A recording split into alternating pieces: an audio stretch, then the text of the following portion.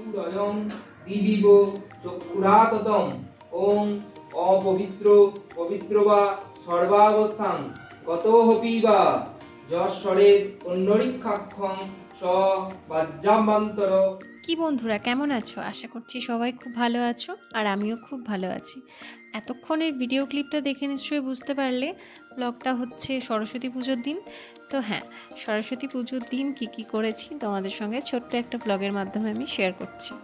তো প্রথমেই সকালবেলা উঠেই স্নান টান সেরে পুজো আর্চা হয়ে গেছে, আর পুজোর পরেই ও চলে গেছিলো স্কুলে ওর ডিউটি ছিল, এবং তারপরে আর কিছু করা হয়নি, বাড়িতেই ছিলাম আমি, এবং সন্ধেবেলায় বেরোবো সেই প্ল্যান করা হয়েছিল। তো তার জন্য আমি সাজুগুজু করছি, আর পিছনে দেখতে পাচ্ছ বরটা আমার ঘুমোচ্ছে, কারণ সে স্কুল থেকে এসে খুব ক্লান্ত হয়ে গেছিলো, তো সে ঘুমোচ্ছিল। তাই আমি ভাবলাম ঠিক আছে, ও ঘুমিয়ে পড়ুক আর আমি সেজে ফেলি।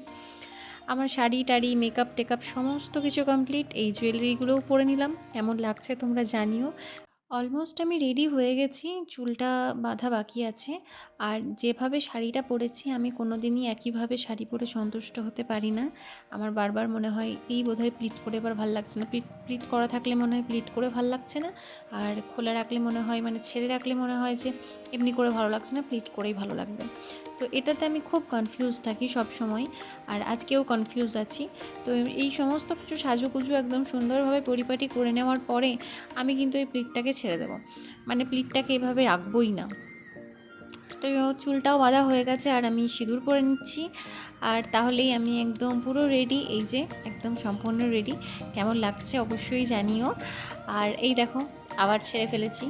এই করতে করতে আমাদের সমস্ত কিছু কমপ্লিট হয়ে আমরা বেরিয়ে পড়েছি একটুখানি ঠাকুর দেখার জন্যে। আর এটা হচ্ছে সাঁইথিয়া অভেদানন্দ কলেজ, এখানটায় গিয়ে গেছিলাম ঠাকুর দেখতে।